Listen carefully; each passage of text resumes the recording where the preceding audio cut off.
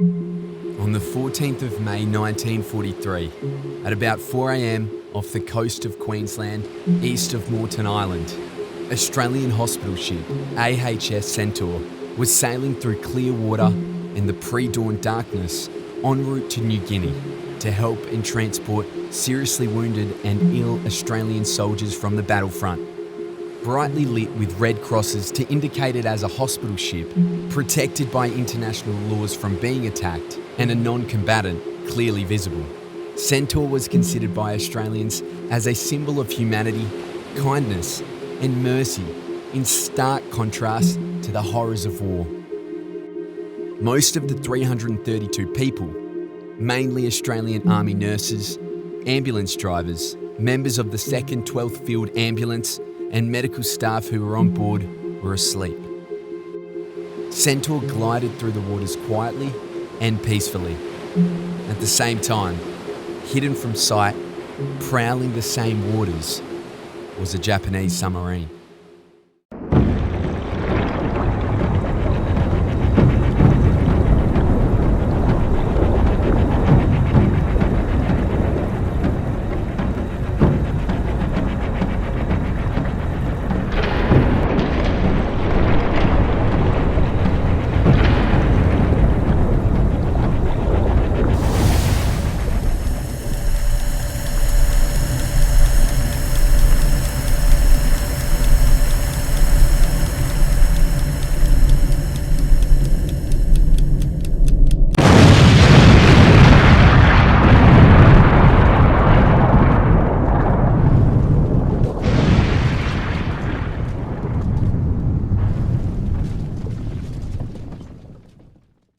At around 4:15 a.m, a torpedo, launched from a Japanese submarine, struck Centaur's port side, hitting the oil fuel tank, igniting in a massive explosion which was heard as far away as Brisbane.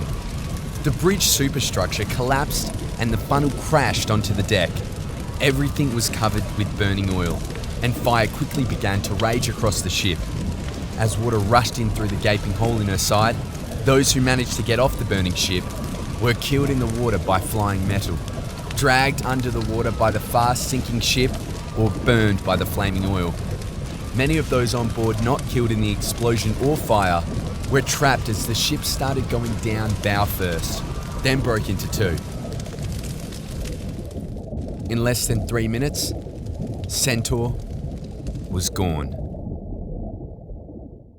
Through thick oil and fire, with broken bones encircled by sharks, 64 people were able to survive and were spotted and rescued the following afternoon.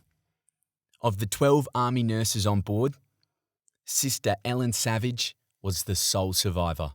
And you did quite a bit, I believe, about keeping up the morale of the boys on that raft. No more than any other of the sisters would have done. Yes, I see. And what gave you the idea of leading them in prayers, for instance? Well, I always had faith that prayer helps you in time of such stress. The news of Centaur's sinking broke Australia's collective heart, and Centaur became a symbol of Australia's determination to defeat what appeared to be a brutal and uncompromising enemy with limitless savagery.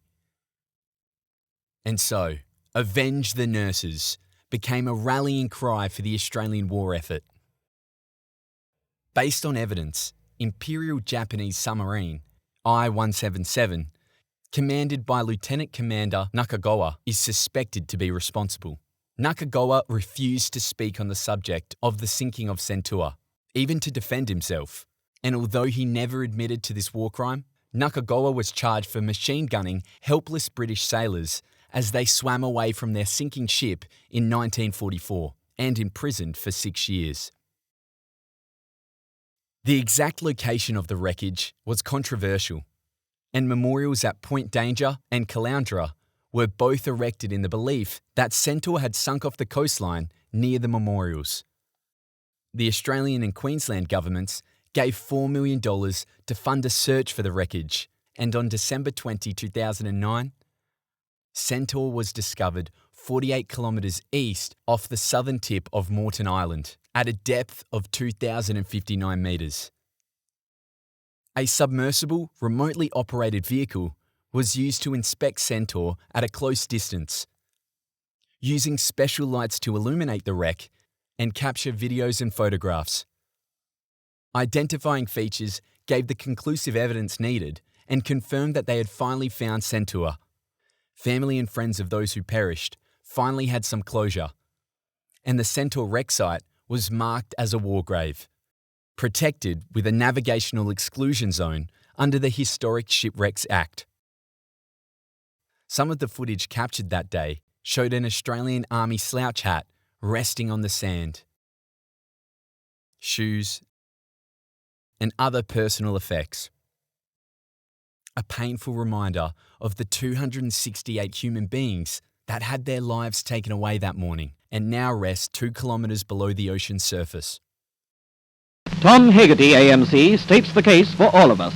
I would like to say that we of the Centaur who survived are shocked by this cold-blooded act.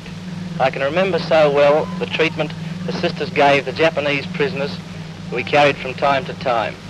They received exactly the same treatment as our own lads, and I cannot understand how any human being could commit such a willful act of murder.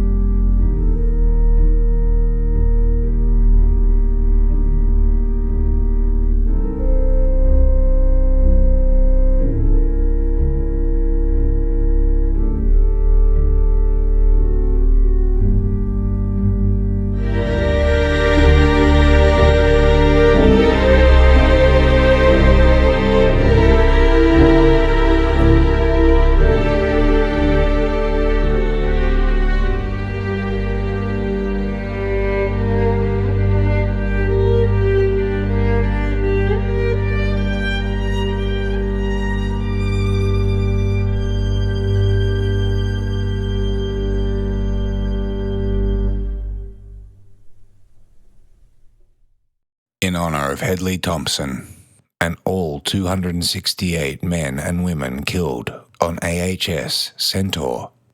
Lest we forget.